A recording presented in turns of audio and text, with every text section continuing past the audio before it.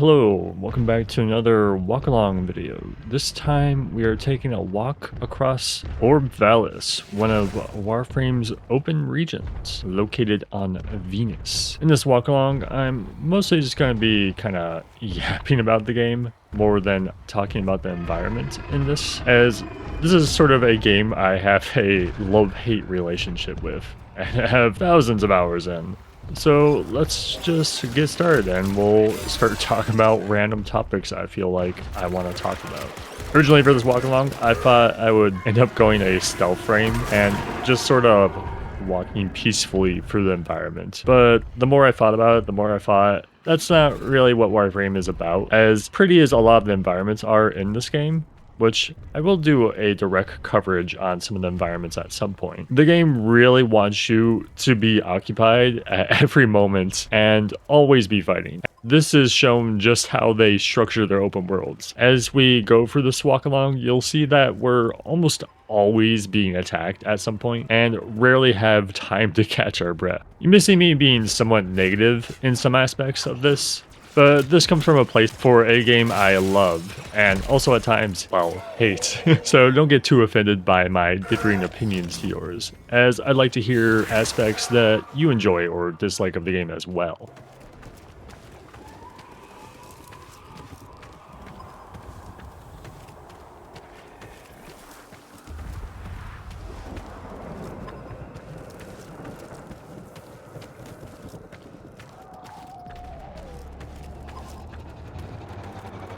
This game has a heavy emphasis on content islands for how it produces content. Because content updates can be so isolated, it allows them to make a great variety of content that the player can dive into without necessarily feeling too similar when you jump into each individual piece. This obviously has its benefits, as anytime you jump into content, it's going to feel very new and fresh, but it also comes with its own problems. Difficulty matched with players in more niche content, though most content, if the player is overgeared, can be cleared solo with very little ease, albeit sometimes to a less efficient rate.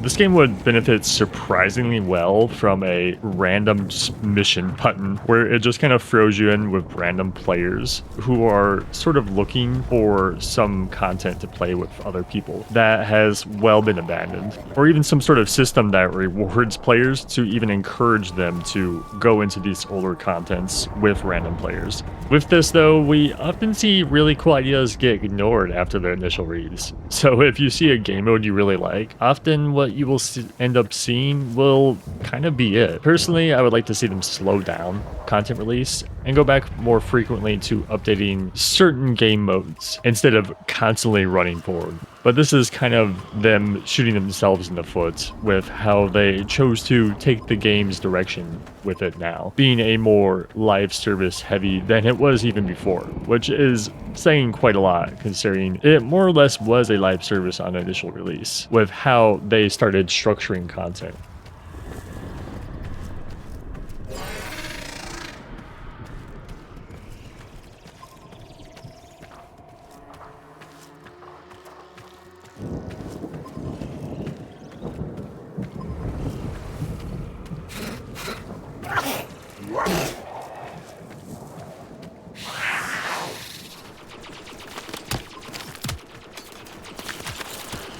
Towards the end of 2020, we ended up seeing Tencent buy a company that had a majority stake in Digital Extremes, and ended up meaning we saw quite a lot of subtle changes to how Digital Extremes approaches content.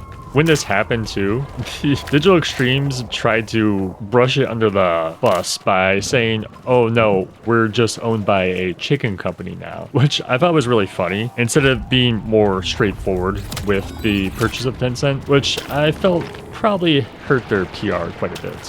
While we mostly see the Tencent ownership not affect DE, it heavily affects the China version of Digital Extremes Warframe. As for the version we all play, they seem to maintain fairly liberal control.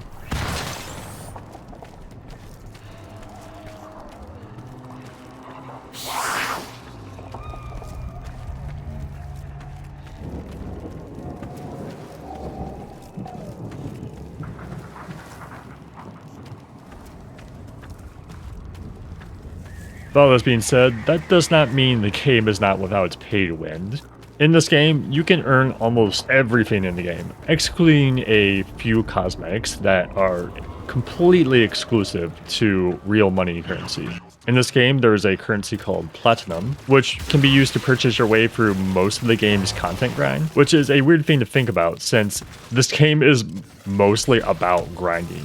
And that is the major way they monetize is through doing this. We get things like Prime Access that offer skips to get the enhanced versions of Warframes, as well as bundles to get new Warframes that have been released too. These usually include minor cosmetic exclusives as well.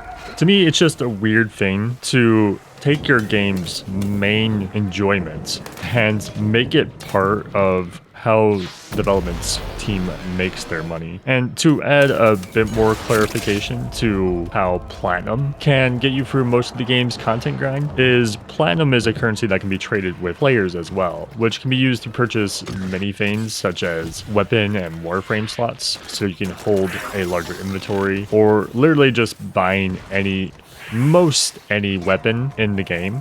Since players can trade platinum with each other, this becomes a commodity for trading valuable items. We can even see people trading some of the most powerful mods in the game, such as ribbon mods, which heavily enhance a specific weapon to make them basically top tier in most cases, though some can be argued to not be as great. I can see some people arguing that skipping a grind is not pay to win, but to me, this is a form of pay to win. Even if something makes a grind shorter in a primarily PvE game, I would still consider that pay to win, as you're skipping to get more powerful more quickly. Now, whether or not that matters to the player is totally up to them. Oh, and how could I forget? When you're crafting weapons and gear in this game, it takes time. It can take up to 12 hours, 24 hours, 36, 48, 72 hours to make individual things. And this is in real time. But these timers obviously go down when you're not logged in. And this is another way that DE has stated they make a lot of their money, is people buying these time skips instead of waiting. Which I just always find weird, the things they choose to monetize in this game that they end up finding success in.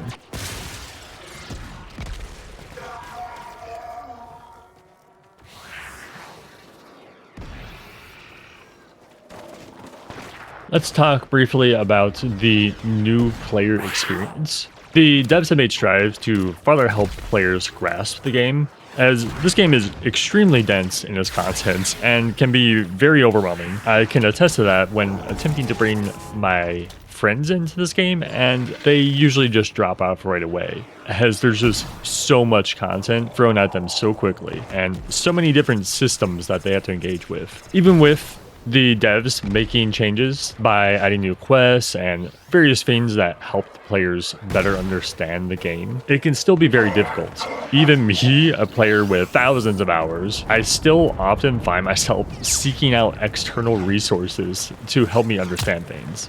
I feel if a game needs you to leave the game in order to figure something out, I feel like there's an issue there, especially when it's somebody who has been playing the game forever. How they resolve this is also a hard thing to do, as it will take a lot of time and a lot of resources, which, given that this is a live service game, is hard to do when all your resources are going into making new content. Even with just understanding the game, it can still be very daunting for a new player. When a new player joins the game and they get matched with other players, they could be getting matched with players who are at in-game. What will happen is they will go through the entire map, one-shot everything, and more or less instant transmission their way to the end of the level. And then you have this new player who will be running through the level as fast as they can, hoping they don't get lost, which is very likely, and just slowly they're making their way to the end of the map, doing nothing and instead being on this sort of light tour. Perhaps they could implement some sort of matchmaking system, or have some sort of thing tracking a player's progression on mastery level that could help do better to group up these players.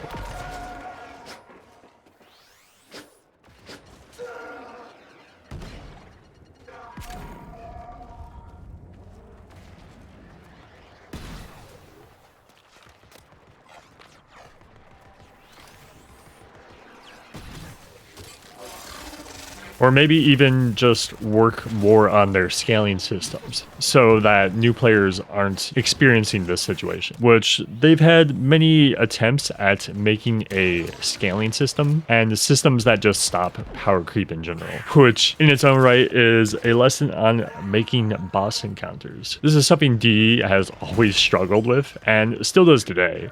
Once the player has reached a certain level of power creep, bosses in the series end up becoming demolished instantly, and as a result, many bosses now have either invulnerability phases, where the player is required to engage in other mechanics, which can sometimes be fun and engaging, or sometimes just results in the player kind of standing around. But the other system they have tried, and they still are working on as it still has its issues, is damage attenuation, as they tend to call it. This is a system that, after a high volume of a certain type of damage is caused, as well as other small calculations being made in the background, it will halt the damage cap for how much damage the player can do with that individual type. And at one point they had this system just hard gating all damage, so the player would be doing a pittance of damage, but it wasn't scaling properly in ways that made it fun or engaging, and instead turned a lot of enemies into bullet sponges. This seemed to upset quite a vocal part of the community, and as a result, we have seen the system be removed and re-implemented in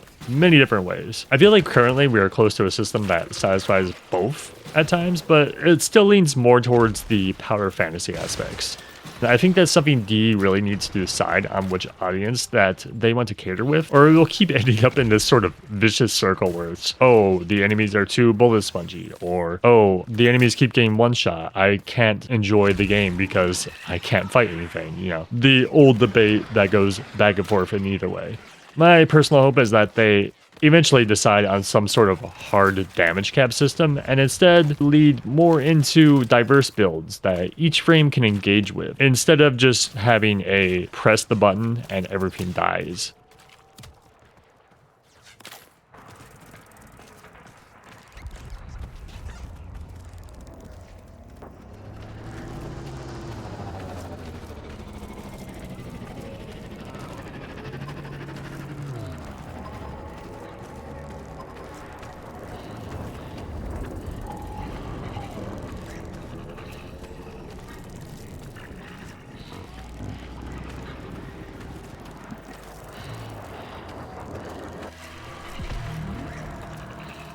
Going off of that, let's go more into talking about some of the frames.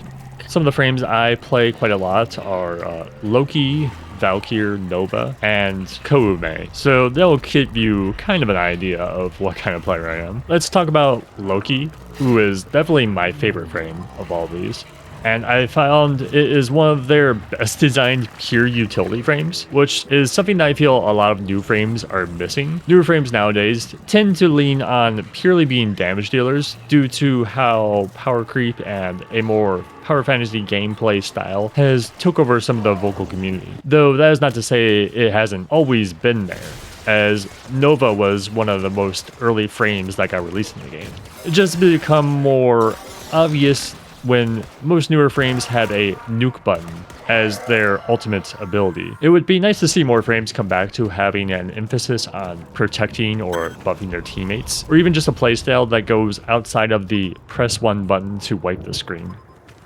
D has a trend on going back to frames once in a while to reassess them for the current state of the game.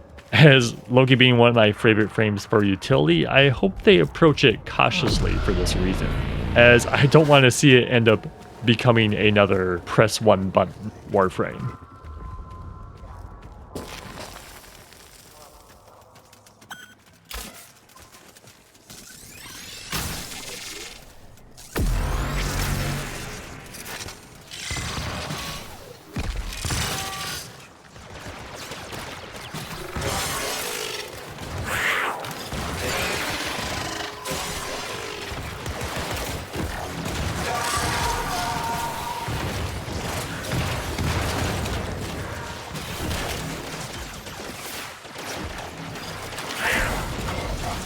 Speaking on build diversity, this is something D has done in a lot of very good ways, from introducing the ability to take other Warframe's abilities to having special mods that modify the core abilities of a Warframe. With so many ways D can approach this, it must be very difficult for them to balance everything and still make it all very fun. We often see a lot of the online community focus more on builds that often lead to high damage or focus on making a specific frame immortal, rather than engaging in all the other fun little mods and tweaks that D has introduced. It make it quite fun.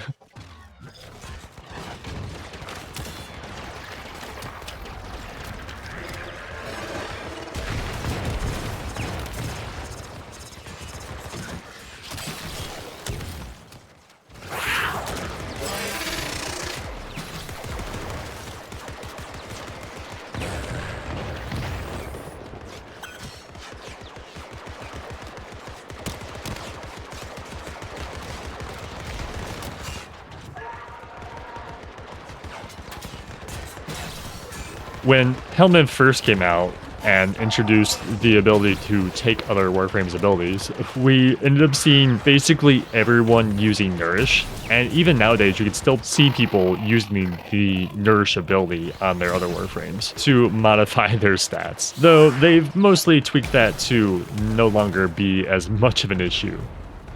Personally, I would like to see more content creators and just the online community as a whole approach more creative builds outside of just being, how quickly can I one-shot the enemy, or you can't die when playing this Warframe, as I find those a lot less interesting than some of the more creative builds we can see people using. Even if D gives us more options for more creative builds that go outside of this, and players just don't use them, I would still like them to be in the game, as the fact that they exist and bring a unique approach to a frame, or just combat in general, is really fantastic.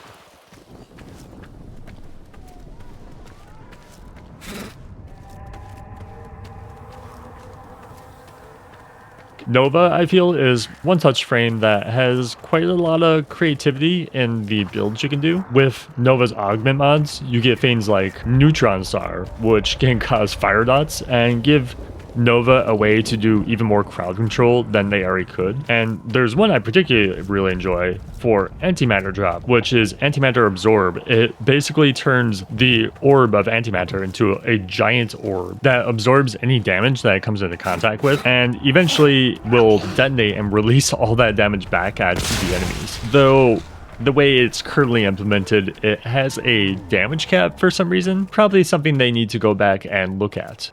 And with Nova's wormhole ability, she also gets another modifier on top of that, which makes it so you get increased movement speed while going through her wormhole. And this can apply to the entire party as well.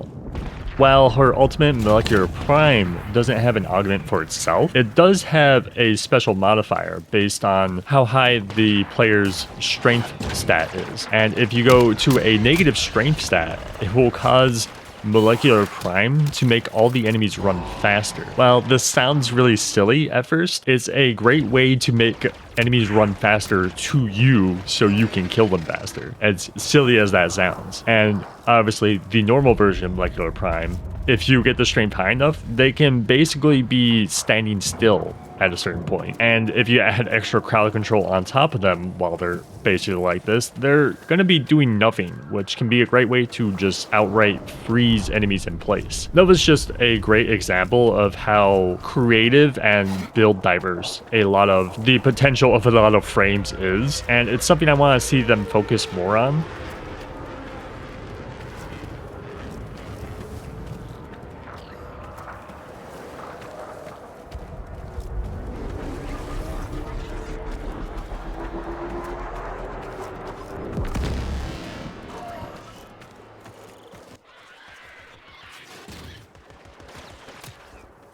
With that though, we also just have frames that do exactly what they seem like they do, such as Valkyr, which is really just a melee frame through and through, and it's fine that it really is just meant to be that. Valkyr has even seen a fairly good rework recently, well I say recently, but it's been quite a while now, that has helped them lean more into their thematics and keep up with the game's power creep in a healthy way that doesn't feel like they completely become unfun.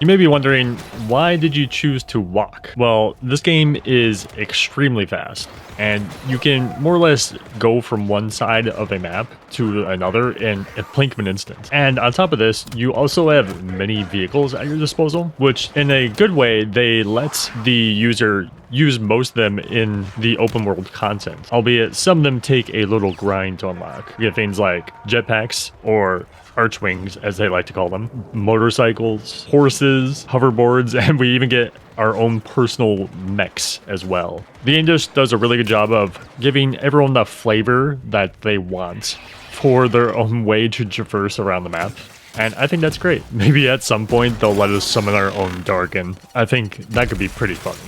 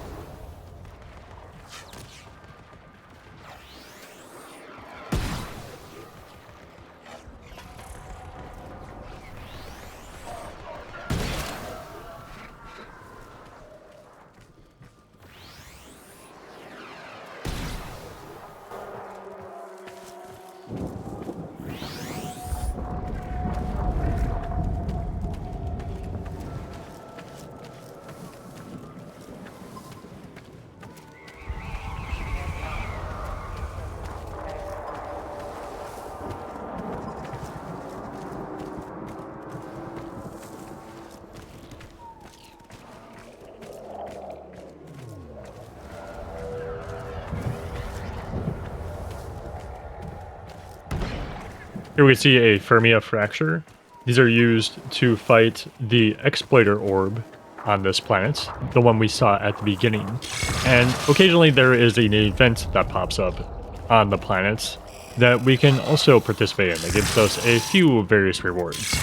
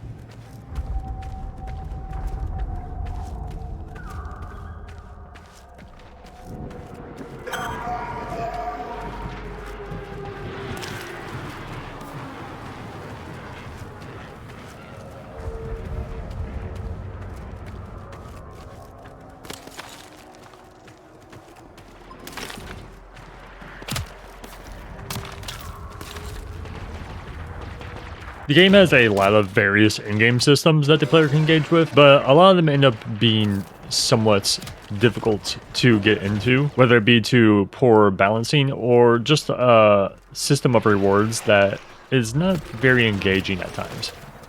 I think one of the best systems they've done is the Nemesis system. Well, it got great after the first wave of Nemesis. Similar to Shadows of Mordor, you engage with a enemy, and as you beat this enemy over and over, you slowly reveal their strengths and weaknesses and end up fighting them in a final standoff where you get rewarded for doing so. The first system was against the Kuva, one of my favorite sub-factions for the Grineer, but this system ended up being somewhat resistant as to how heavy you had to grind for the tokens needed to do the final encounter with them. In later iterations with the Infested, as well as the Corpus, they made these a lot less resistant and way more fun to engage with when wanting to fight a nemesis. I hope at some point they go back and reassess the Kuva nemesis system to make it more fun and engaging. Though, strangely, at some point they talked about this briefly, and it didn't seem like they were too interested in doing this, which I find odd.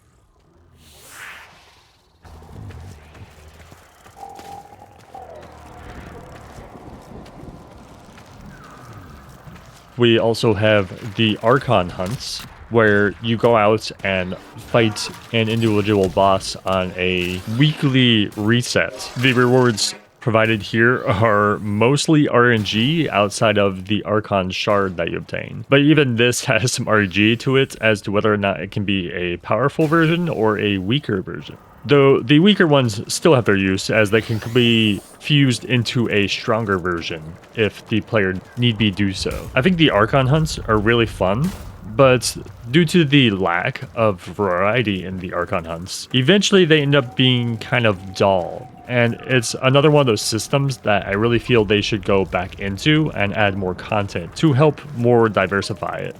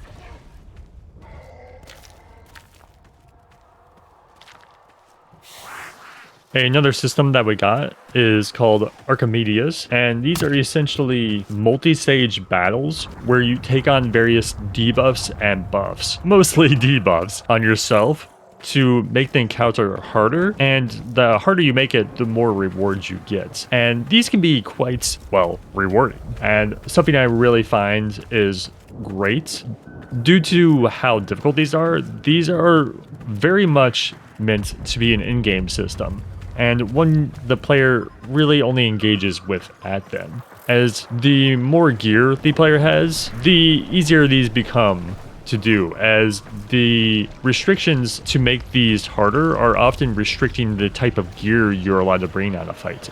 So the longer the person's been playing the game, or the better the gear the person has, the better off they are going to be when doing these weeklies. It can often lead to players just sort of getting carried sometimes, which I think is fine, as long as the player is at least trying to put in an effort and not completely hiding in a corner somewhere off.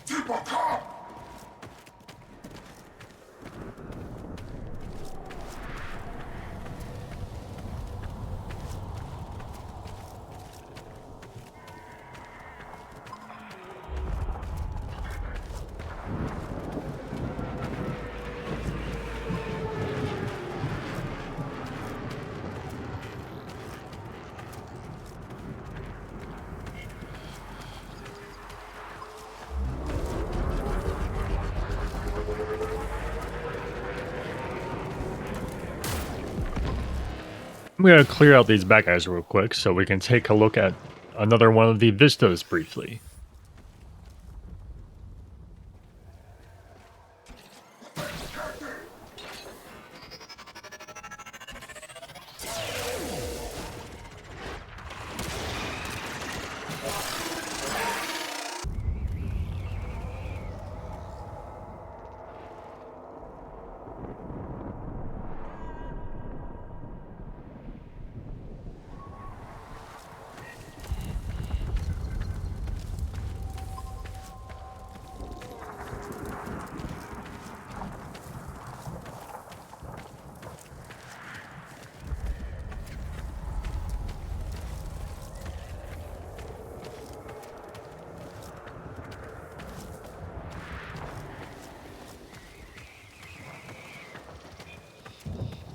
This game just has a lot of weird systems into it. One such is the Kim system, which is more or less a way where you socially engage with some of the characters in the game. The only problem is a lot of the conversations you engage with here are meant to line up with 90s culture, but I feel it really misses the mark and ends up feeling more cringy than actually fun and something that builds the world's lore. Occasionally, you might get a small tidbit that reveals something, but for the most part, it's just kind of pointless filler dialogue, which is really weird. There's also a romance system tied to this if you max out their systems, which is just another thing that feels very out of place in a world that is full of war, and even more so when so much of it is tied to time travel and makes this weird dissonance where you're going back in time to have romance with somebody. It's just all sorts of strange choices. And while this seems like nothing, you actually have to level up these relationships with the characters in order to progress on some content in the game. So you can get locked out of content if you do not level these characters up. And while yes, you can level these characters up without talking with the conversations, or you could just skip over the conversations. Without doing the conversations, it takes substantially longer to level up all of these characters in order to progress.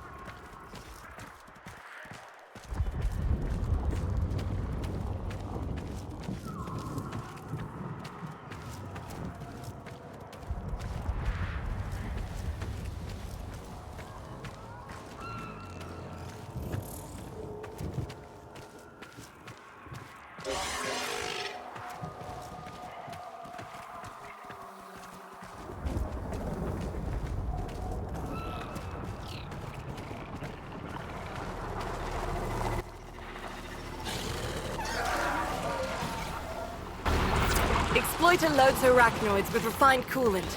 They need the thermal regulation when harvesting thermia. We can use that coolant to dilute the thermia and seal these fractures. Go crack open a coolant arachnoid and use its canister on this fracture.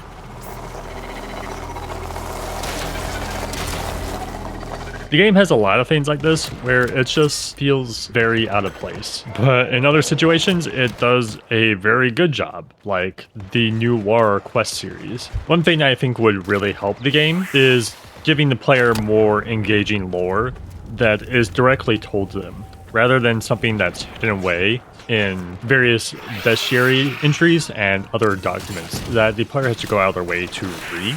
Much more rather would see them front forward place these to the player.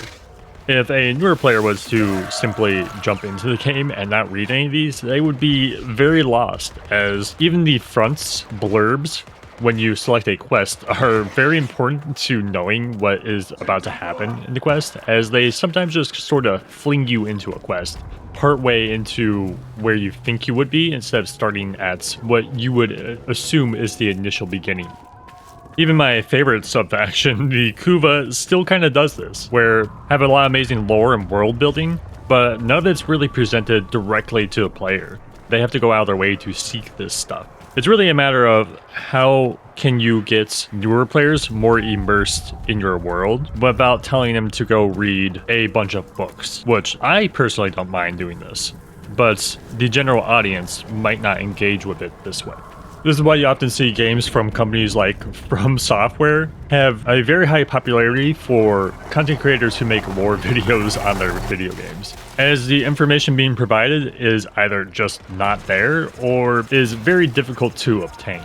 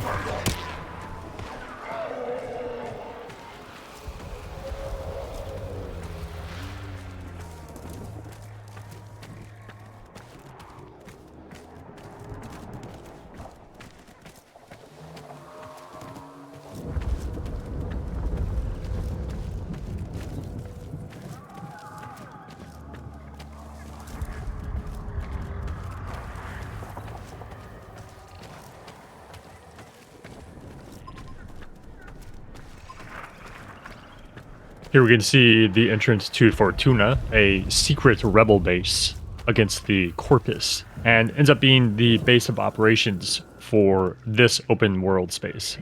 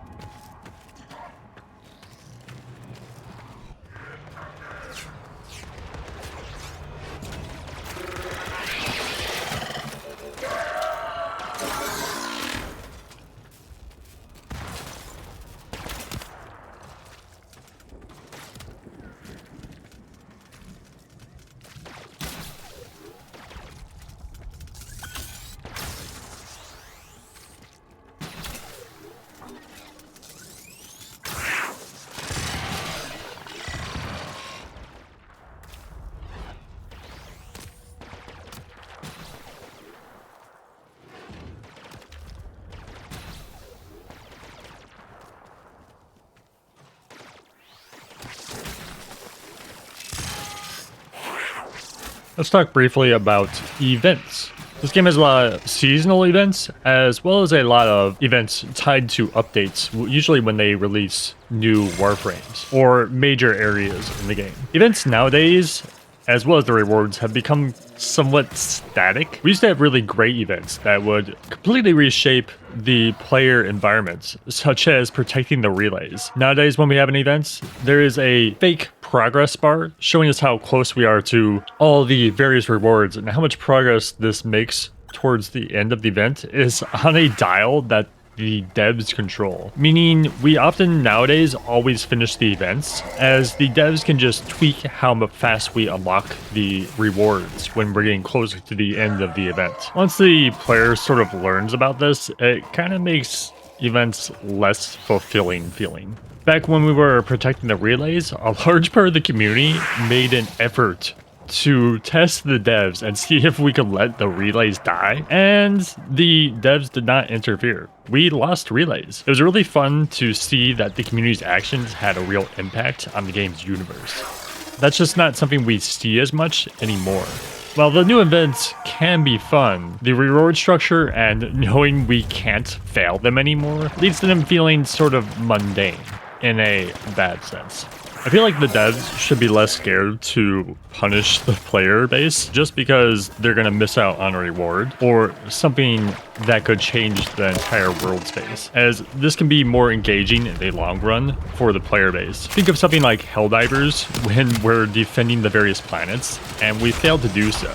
Or everyone gathers together and rallies the community to ensure that we protect something. This can lead to a lot more of an engaging system than just the dev in the background messing with a dial until we eventually unlock everything.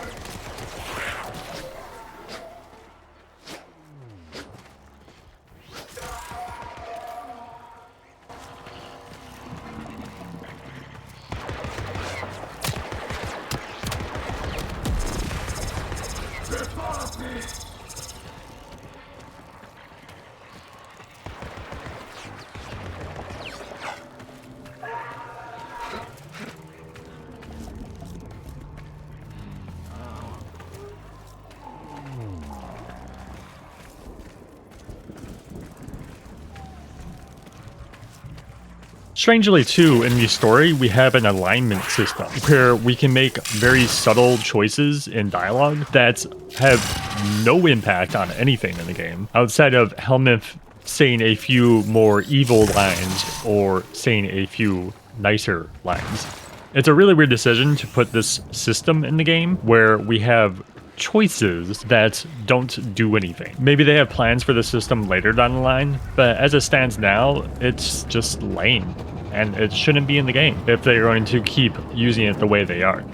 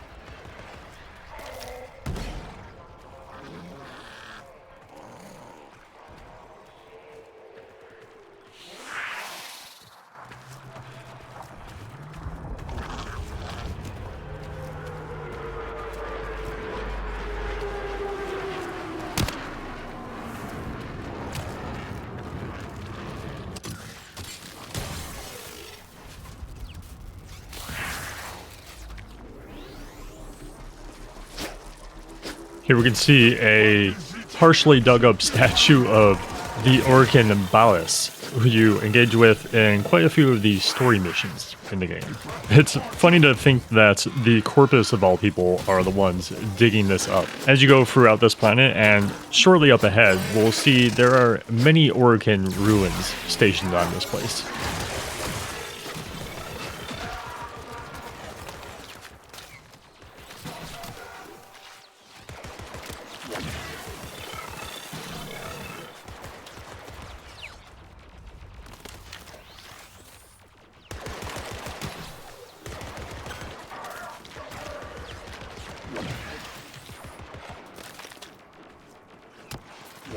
Well, I have said this game is primarily about combat, and you can see that as we've been walking around, the amount of times I got shot at. This game also has a lot of smaller activities that the player can engage with that give them a nice break from the violence.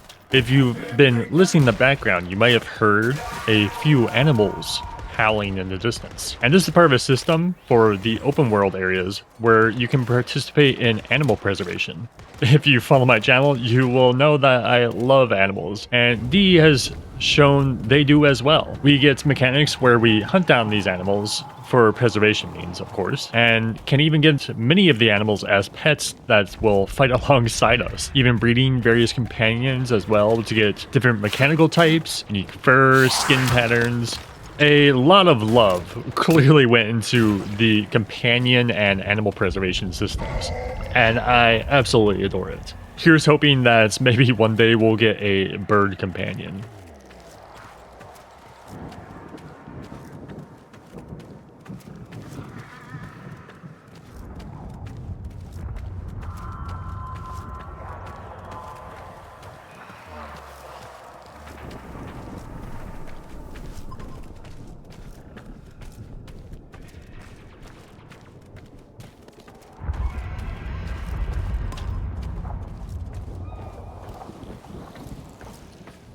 We're going to take a walk through this tunnel, so please just enjoy it for a bit, as I find it a rather pleasant place to walk through.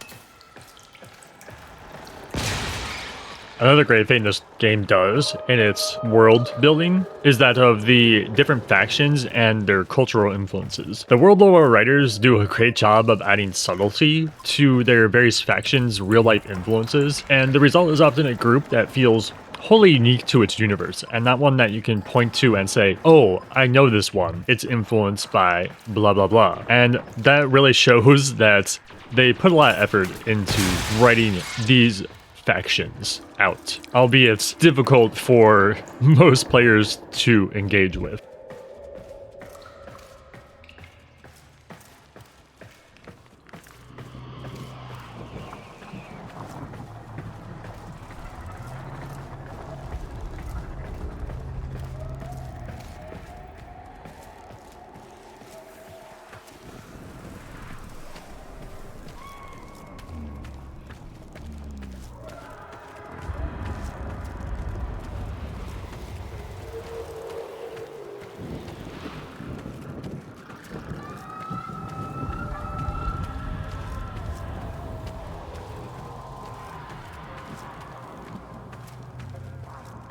Now we're arriving at the Temple of Prophets, and where we first started our journey.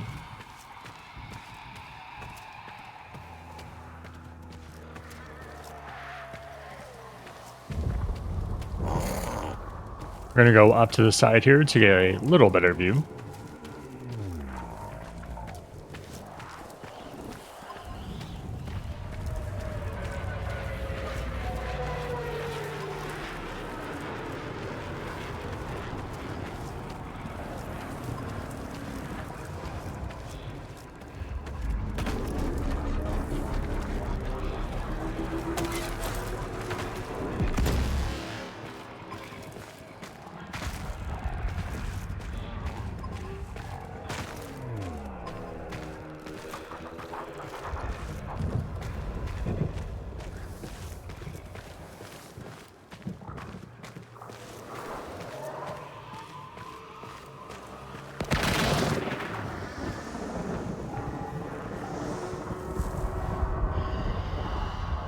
And that's going to do it for this Warframe walk-along. I will probably make more videos covering this game, so if you enjoyed it, please stick around.